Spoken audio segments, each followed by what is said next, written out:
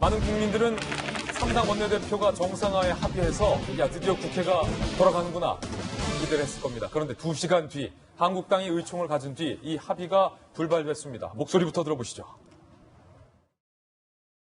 이 합의문에 대해서 의원님들께서는 조금 더 분명한 합의가 있어야 된다라는 의사 표시가 있었습니다. 그래서 이 부분에 대해서 저희 당에서는 추인이 어렵다는 말씀을 드리겠습니다.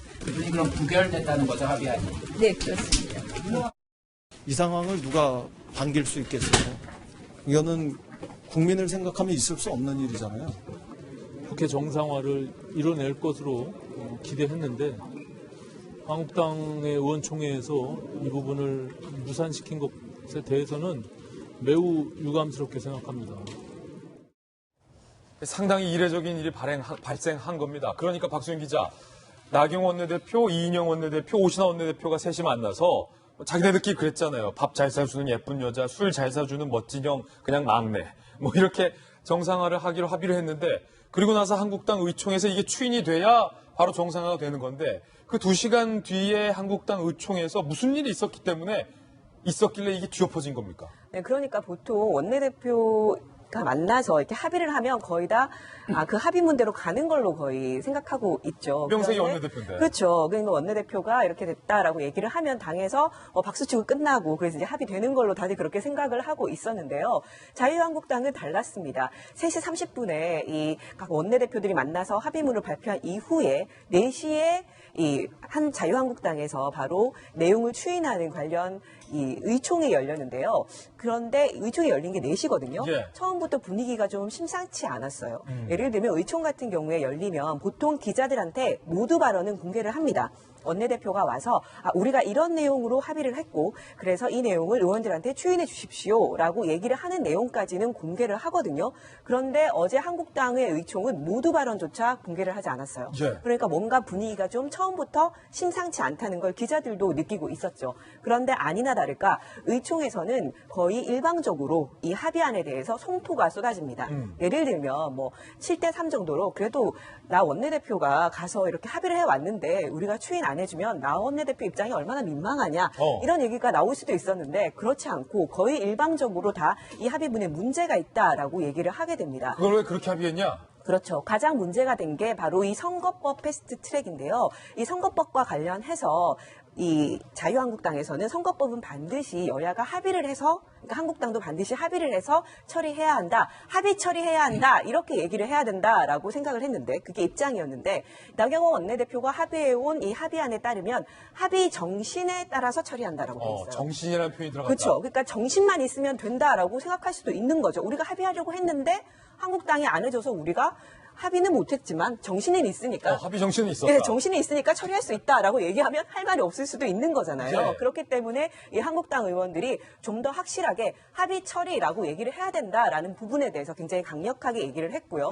아까 나 원내대표가 그래서 뭔가 표현이 좀 애매한 부분이 있었다라고 얘기한 것이 바로 그 부분입니다. 예. 그러다 보니까 이 자유한국당 내에서 이 나 원내대표의 이렇게 합의를 해온 나 원내대표의 재신임을 또 얘기해야 된다라는 얘기까지 나왔다고 해요. 그 정도로 분위기가 안 좋았고 결국 이 2시간 만에 의총이 끝나서 나경원 원내대표가 나와서 합의안이 이렇게 불발됐다라고 얘기를 했고요. 기자들에게도 더 이상 설명하지 않고 그렇게 갔다고 합니다. 박용진 의원님, 네. 이 나경원 원내대표의 리더십이 상당히 의문이다라는 지적이 나오고 있는 상황인데 원내대표가 가서 합의를 하지 말든지 아니면 원내대표가 가서 합의를 해왔으면 다 같이 원내대표 합의에 동의를 하든지 보통은 이러잖아요. 그러게 말입니다. 그러니까 어제 저희 그 일로 깜짝 놀랐는데요. 나경원 원내대표 분명히 사인을 했고요. 본인은 이제 그 얘기는 뭐냐 본인의 정치적인 어떤 책임을 지겠다라고 하는 겁니다. 그렇게 되니까 국회의장도 각 당 원내대표들의 합의안을 받아서 어제 의사일정을 처리를 해버린 거거든요. 그러니까 국회 일정이 장난입니까? 대한민국 국회가 돌아가는데 각 당 원내대표들이 책임지고 하겠다고 해서 하고 본회의를 소집했어요. 본회의를 소집하고 거기에서 이후에 한 달 동안의 임시국회 일정을 다 의결을 했습니다.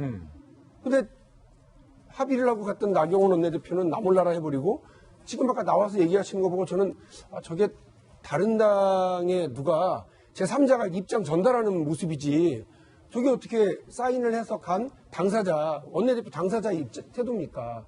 그 남의 일 얘기하듯이 저렇게 우리는 그렇게 하는 걸로 알고 계시라고 하고 가면 약간 저는 좀 황당해요. 아무리 정치 현장에 그 도의가 땅에 떨어졌다고 하더라도 이러는 거 아닙니다. 예전에 2015년으로 기억을 하는데 그 당시 지금은 장관으로 나가 있는 박영선 새정치민주연합의 원내대표가 예. 세월호 관련한 그 합의를 해가지고 왔어요. 근데 그것이 그 당내 의원들에게 상당히 비판을 받고 추인이 불발돼 버렸습니다. 결국 원내대표 사퇴했습니다. 그러니까 지금 아직 뭐 본격적으로 나오고 있지는 않습니다만 나경원 원내대표는 이제 길이 엄청 좁아진 겁니다. 당 안에서도 이미 리더십이 무너졌기 때문에 더 강경해진 태도에 따라야 됩니다. 그런데 그 더불어민주당이나 바른미래당은 이미 국회 일정을 합의를 해서 시작을 해버렸기 때문에 뭘 더 합의를 어떻게 해주라는 말이냐라고 나올 수밖에 없고 나경원 원내대표가 이도저도 못하게 되면 사실은 정치적 결단을 해야 될 수밖에 없습니다. 그럼 뭐 다른 당의 국회의원이 이러셔라 저러셔라 말하기는 웃깁니다만 아까 제가 말씀드린 것처럼 정치라고 하는 게 책임이거든요. 선택과 책임인데 선택을 했고 책임지지 않는다? 이런 정치가 어디 있습니까? 예. 좀 납득이 되진 않고요.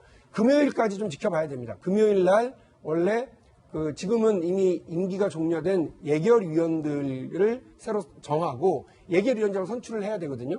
그 본회의가 잡혀 있습니다. 그 본회의 이전에 다시 한번 여야 간에 합의하고 조정하고 논의가 좀 진행이 돼서 자유한국당 의원들에게 뭐 좀 입맛에 맞는 그런 게 또 떨어지면 다행히 임시국회가 제대로 굴러가는 거고요.